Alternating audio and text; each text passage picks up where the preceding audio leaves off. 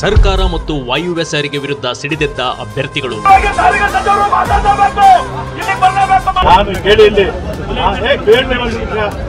ನಾನು ಅಧಿಕಾರಕ್ಕೆ ಬಂದ ಮೇಲೆ, ನಾನು ಮಿನಿಸ್ಟರ್ ಆದ್ಮೇಲೆ ಒಟ್ಟು 9,000 ಜನ ರಿಕ್ರೂಟ್ ಮಾಡ್ತಿದ್ದೀನಿ.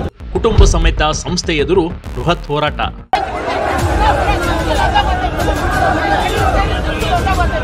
ನಮ್ಮ ಸರ್ಕಾರ ಬಂದ ಮೇಲೆ ಇನ್ನು ಮುಂದೆ 1,000 ಬಾಕಿ ಇರೋದು. ನೀವು 1,800 ಅಂತೀರಾ, 1000ಕ್ಕೆ ಅನುಮತಿ ಸಿಕ್ಕಿದೆ. ಮುಖ್ಯಮಂತ್ರಿ ಹೇಳಿದ್ರೆ ಜೊತೆ ಮಾಡಿದ್ದೀನಿ.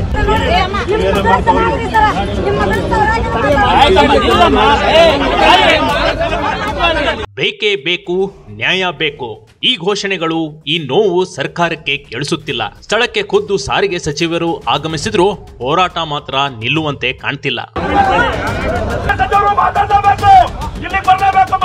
ವಾಯುವ್ಯ ಕರ್ನಾಟಕ ಸಾರಿಗೆ ಸಂಸ್ಥೆಯಲ್ಲಿ ನೌಕರಿ ಪಡೆಯಬೇಕೆಂಬ ಕನಸನ್ನ ಕಂಡಿದ್ದ ಅಭ್ಯರ್ಥಿಗಳ ಗೋಳಾಟ ಇದು. ನೇಮಕಾತಿ ಮಾಡಿಕೊಳ್ಳದ ವಾಯುವ್ಯ ಕರ್ನಾಟಕ ರಸ್ತೆ ಸಾರಿಗೆ ಸಂಸ್ಥೆಯ ನಡೆ ಈಗ ಅಭ್ಯರ್ಥಿಗಳ ಆಕ್ರೋಶಕ್ಕೆ ಕಾರಣವಾಗಿದೆ. ಸಾರಿಗೆ ಸಂಸ್ಥೆ ವಿರುದ್ಧ ಮತ್ತೆ ಸಿಡಿದೆದ್ದ ಅಭ್ಯರ್ಥಿಗಳು ಇಂದು ಕುಟುಂಬ ಸಮೇತ ಬೀದಿಗಿಳಿದಿದ್ದು ಸಂಸ್ಥೆ ಎದುರು ಬೃಹತ್ ಹೋರಾಟ ಮಾಡುತ್ತಿದ್ದಾರೆ ನೋಡಿ.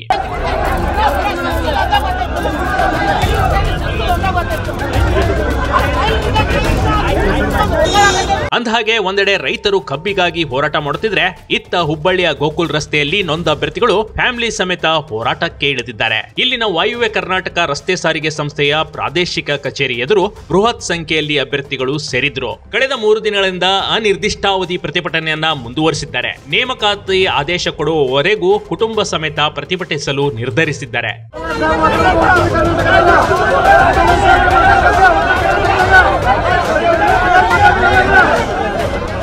ಹಾಗಾದ್ರೆ ಏನಿದು ಪ್ರಕರಣ? 2019ರಲ್ಲಿ ವಾಯುವ್ಯ ಸಾರಿಗೆಯಲ್ಲಿ ಚಾಲಕರ ನೇಮಕಾತಿ ಕರೆಯಲಾಗಿತ್ತು. ಚಾಲಕ ಕಮ್ ನಿರ್ವಾಹಕ ಸೇರಿ 2814 ಚಾಲಕರ ನೇಮಕಾತಿ ಕರೆಯಲಾಗಿತ್ತು. 2020ರಲ್ಲಿ ಕೋವಿಡ್ ಹಿನ್ನೆಲೆ ನೇಮಕಾತಿ ಪ್ರಕ್ರಿಯೆ ನಡೆದಿರಲಿಲ್ಲ. 2022ರಲ್ಲಿ ಕೇವಲ 1,000 ಹುದ್ದೆಗಳ ಭರ್ತಿಗಾಗಿ ರಾಜ್ಯ ಸರ್ಕಾರ ಅನುಮೋದನೆ ನೀಡಿತ್ತು. ಅದರನ್ವಯ 2024ರ ಮಾರ್ಚ್ನಿಂದ 1000 ಹುದ್ದೆಗಳಿಗೆ ನೇಮಕಾತಿ ಪ್ರಕ್ರಿಯೆ ನಡೆಸಿದೆ. ಈ ನಿರ್ಧಾರದಿಂದ 1814 ಹುದ್ದೆಗಳಿಂದ ಅಭ್ಯರ್ಥಿಗಳು ವಂಚಿತರಾಗಿದ್ರು. ಹಿಂದೆ ಹೊರಡಿಸಿದ ಅಧಿಸೂಚನೆಯಂತೆ ನೇಮಕಾತಿ ಮಾಡಿಕೊಳ್ಳಲು ಸಾಕಷ್ಟು ಹೋರಾಟ ಮಾಡಿದ್ದ ಅಭ್ಯರ್ಥಿಗಳು ಈಗ ಮತ್ತೆ ಹೋರಾಟಕ್ಕೆ ಮುಂದಾಗಿದ್ದಾರೆ.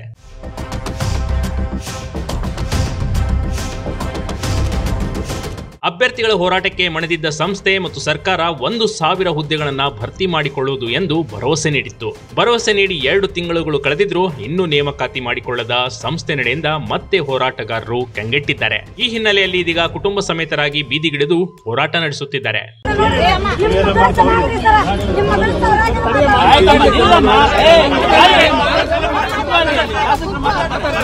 ಸ್ವತಃ ಸಾರಿಗೆ ಸಚಿವ ರಾಮಲಿಂಗಾರೆಡ್ಡಿ ಭೇಟಿ, ಸರ್ಕಾರ ನೊಂದವರ ಪರವಾಗಿದೆ ಎಂಬ ಭರವಸೆ. ಸ್ಥಳಕ್ಕೆ ಸಾರಿಗೆ ಸಚಿವ ರಾಮಲಿಂಗಾರೆಡ್ಡಿ ಸಂತೋಷ್ ಲಾಡ್ ಭೇಟಿ ಕೊಟ್ಟು ಅಭ್ಯರ್ಥಿಗಳ ಜೊತೆಗೆ ಮಾತನಾಡಿದ್ರು. ಅಲ್ಲದೆ ಸರ್ಕಾರ ನೊಂದವರ ಪರವಾಗಿದೆ, ಈಗಾಗಲೇ 10,000 ಹುದ್ದೆಗಳನ್ನ ಭರ್ತಿ ಮಾಡಿಕೊಳ್ಳಲಾಗಿದೆ ಎಂದು ಭರವಸೆ ನೀಡಿದ್ರು. ಈಗಾಗಲೇ 10,000 ಹುದ್ದೆಗಳನ್ನ ಭರ್ತಿ ಮಾಡಿಕೊಳ್ಳಲಾಗಿದೆ, ಉಳಿದ ಅಭ್ಯರ್ಥಿಗಳಿಗೂ ಭರ್ತಿ ಮಾಡಿಕೊಳ್ಳಲಾಗುವುದೆಂಬ ಭರವಸೆಯನ್ನ ಸಚಿವರು ನೀಡಿದ್ರು. ನಾನು ಅಧಿಕಾರಕ್ಕೆ ಬಂದ ಮೇಲೆ, ನಾನು ಮಿನಿಸ್ಟರ್ ಆದ್ಮೇಲೆ ಒಟ್ಟು 9,000 ಜನ ರಿಕ್ರೂಟ್ ಮಾಡ್ತಿದ್ದೀನಿ. 1,000 ಜನಕ್ಕೆ ಅನುಕಂಪ, ಒಟ್ಟು 10,000 ಜನ 2 ವರ್ಷದಲ್ಲಿ ನಾನು ಕೆಲಸ ಕೊಟ್ಟಿದ್ದೀನಿ. ಕೇಳ್ರಿ, ಮಹೇಶ್ ತೆಂಗಿನಕಾಯಿ ನಿಮ್ಮ ಪರವಾಗಿ ಪಾಪ ಅವರು ಕೂಡ ವಿಧಾನಸಭೆಯಲ್ಲಿ ಮಾತಾಡಿದ್ರು. ಆಮೇಲೆ ಇನ್ನೊಬ್ರು ಯಾರು ಮಾತಾಡಿದ್ರು, ನಮ್ಮ ಅರವಿಂದ್ ಬೆಲ್ಲದ್ದು ಮಾತಾಡಿದ್ರು. ನಾನು ವಿಧಾನಸಭೆಯಲ್ಲೇ ಬಹಿರಂಗವಾಗಿ ನಾನು ಅವರಿಗೆ ಕೆಲಸ ಕೊಡಿಸ್ಬೇಕು ಅಂತ ನಾನು ಪ್ರಯತ್ನ ಮಾಡ್ತಾ ಇದ್ದೀನಿ, ಮಾಡ್ತೀನಿ ಅಂತಾನೆ ಹೇಳಿದ್ದೀನಿ ತಾನೆ ಅಸೆಂಬ್ಲಿನಲ್ಲಿ. ಅಷ್ಟೇ, ನಾನು ಅಷ್ಟು ಸ್ಪಷ್ಟವಾಗಿ ಹೇಳಿದ್ರು ಕೂಡ ನಿಮ್ ಲೀಡರ್ಗಳಿಗೆಲ್ಲ ಗೊತ್ತು.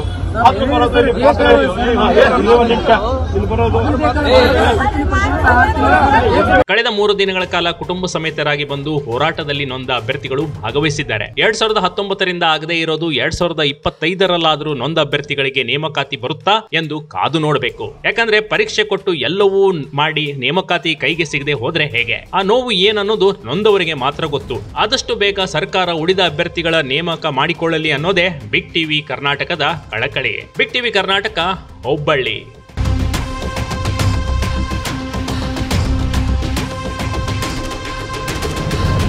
ಬಿಗ್ ಟಿವಿ ಕರ್ನಾಟಕ ಯೂಟ್ಯೂಬ್ ಚಾನಲ್ಗೆ ಈಗಲೇ ಸಬ್ಸ್ಕ್ರೈಬ್ ಮಾಡಿ. ಧನ್ಯವಾದಗಳು.